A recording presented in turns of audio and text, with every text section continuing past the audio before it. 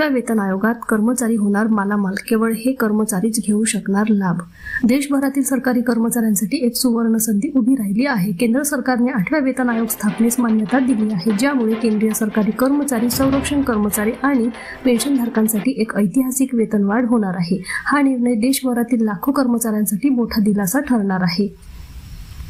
8व्या वेतन आयोगाचा लागू होणारा ऐतिहासिक बदल। 8व्या वेतन आयोगाच्या शिफारशी 1 जानेवारी 2024 पासून लागू होणार आहेत आणि त्याआधी सरकारी कर्मचाऱ्यांच्या वेतनात मोठ्या प्रमाणात वाढ होईल। वर्तमानात केंद्रीय कर्मचाऱ्यांचे किमान वेतन 18,000 रुपये असताना ते आता 41,000 ते 51,480 रुपयापर्यंत वाढण्याची शक्यता आहे। यासोबतच पेन्शनधारकांचे किमान पेन्शन 9,000 रुपयावरून 20,500 ते 25,740 रुपयापर्यंत वाढेल। यामुळे निवृत्त कर्मचाऱ्यांना त्यांच्या जीवनातही मोठा बदल होईल।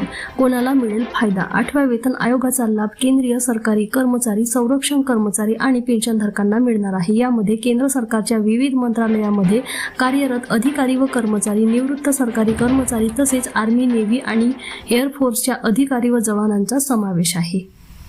राज्य सरकारी कर्मचारी आणि PSU कर्मचाऱ्यांसाठी काय? राज्य सरकारी कर्मचाऱ्यांसाठी 8व्या वेतन आयोगाची अंमलबजावणी थेट होणार नाही, कारण प्रत्येक राज्य सरकार वेतन रचनेत स्वातंत्र्य ठरवते। तथापि काही राज्ये केंद्राच्या शिफारशीनुसार आपल्या कर्मचाऱ्यांना लाभ देण्याचा विचार करू शकतात। PSU कर्मचाऱ्यांच्या बाबतीत त्यांच्या संस्थेच्या धोरणानुसार वेतन रचनामध्ये बदल होईल। योजना लागू झाल्यानंतर मोठा बदल। 8व्या वेतन आयोगाचे महत्त्व हे केवळ पगारवाढीमध्ये नाही, तर प्रवृत्तीनुसार कर्मचाऱ्यांच्या जीवनमानात सुधारणा, शिस्तीचा वाढता प्रभाव आणि संवेदनशीलतेची कास घेऊन येईल।